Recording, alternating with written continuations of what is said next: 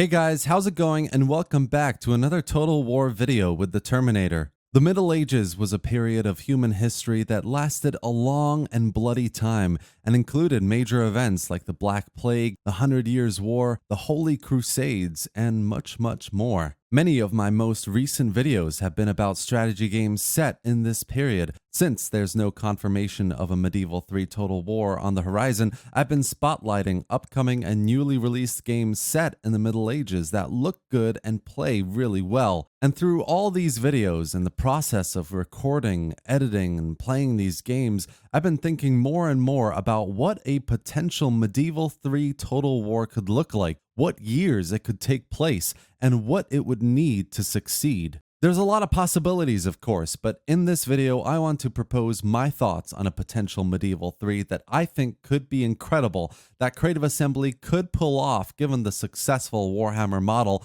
and that could actually do the historical fans a service.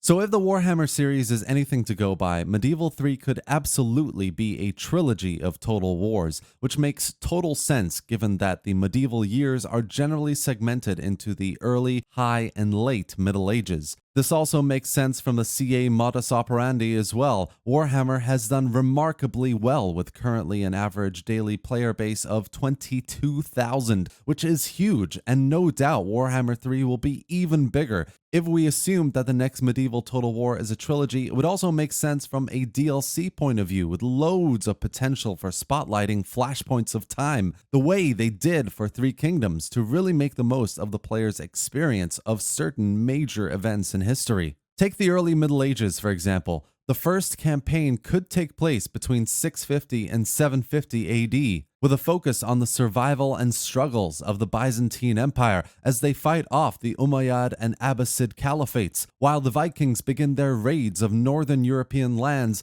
and the Merovingian dynasty ruled the Gallic kingdoms but were under constant external as well as internal threat. Or a Charlemagne-specific campaign with a focus on Charles the Great's journey from appointing himself king to rapid conquest of Europe, establishment of the Papal States, and finally the Carolingian Empire. It's a fabulous time period that, like Caesar's expansion of Rome, would give the player control of either Charles himself or rival kingdoms like the Lombards or even the Byzantines. I would say this would be a brilliant setting for the first medieval Total War of this trilogy, with subsequent medievals being about the High Middle Ages with the Norman conquest of England, the First Holy Crusades, formation of the Knights Templar, and perhaps ending just before the Mongol invasion, while the late Middle Ages could be all about that Mongol invasion of Europe, the 100 Years' War, and perhaps even the rise of the Ottoman Empire with the fall of Constantinople.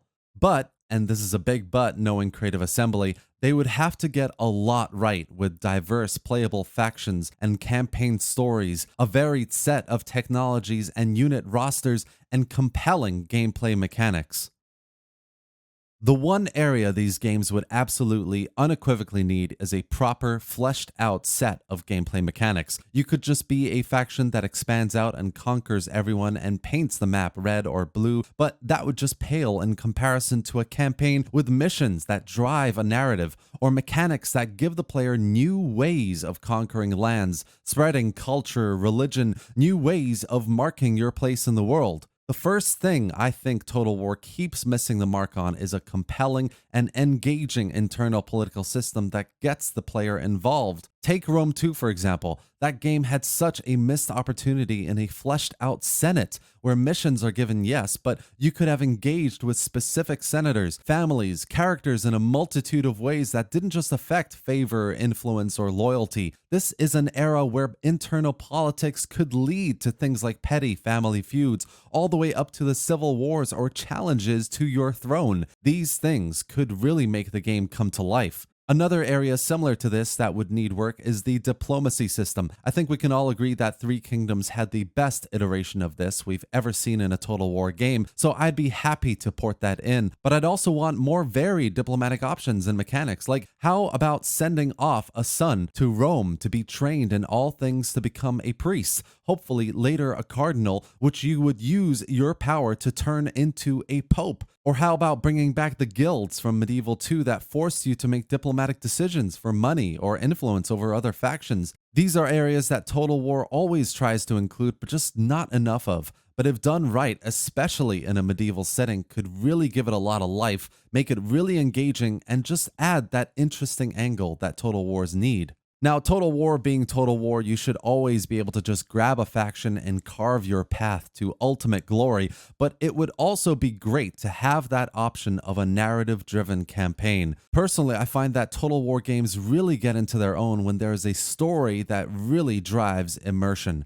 Take the Byzantines in the early Middle Ages, for example. You could have your starting mission to be to survive until 675 AD, with the culmination of that survival period being a couple of stacks of the caliphates besieging Constantinople. If you can survive that final battle, then you will have completed the first historical mission and properly established the Byzantine Empire as a power in the Middle East. Or the Crusades. How fantastic would it be in a high Middle Ages medieval Total War to actually have a historical mission as England to send Richard the Lionheart on the Third Crusade and ultimately defeat the mighty Saladin? The Middle Ages are ripe for Total War, and if you added historical and cultural context, thrust the player into the throes of this bloody period of human history, I think you could have a series of games with immense depth, enjoyment, and replayability.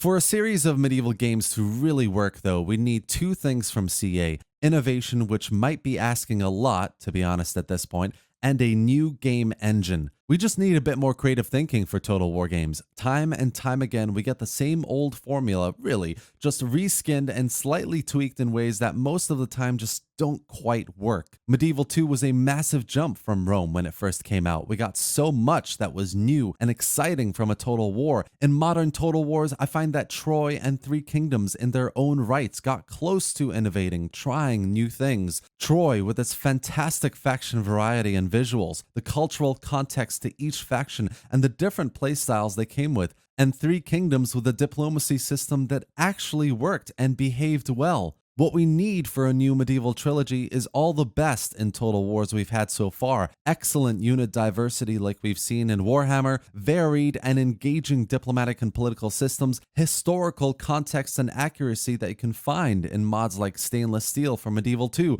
or Divide et Impera for Rome 2, and finally, we need bigger and better battles. Imagine a modern version of the siege battles in Medieval 2, multiple layers of castles and fortresses with trebuchets and cannons and walls that break and crumble. We need a big variety of battle maps with different levels of elevation, open field or near cities with bogs and forests and more. We just need more from CA for battles. I've got a cautionary excitement to see their work on Warhammer 3 because it sounds like a lot is really going into overhauling how battles work, but we would need to see that same effort and probably more go into a future Medieval 3. Finally, just to finish this section off, we need a new game engine, period. The message I'm trying to get to here, guys, essentially is Medieval 3 would absolutely thrive if it makes the most of the time period, that really works on the best of what Total Wars can be and do the historical fans a service by making it fully moddable,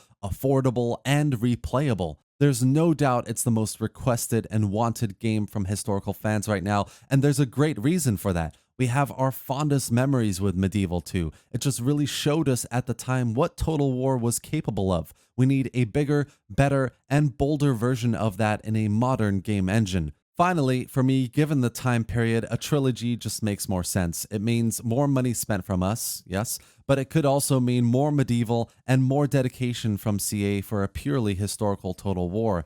That's it for today, guys. These are all my thoughts on what a future Medieval 3 could look like, and it's just my opinion. You know, you can agree or disagree, but either way, I really do hope you enjoyed this video. If you did, give it a like and absolutely drop your thoughts or questions in the comments section below. It's a big topic right now, so I'd love to hear your thoughts as well. Don't forget to subscribe also for more Total War content, gameplay, and news. And thanks for watching, guys. I'll see you next time.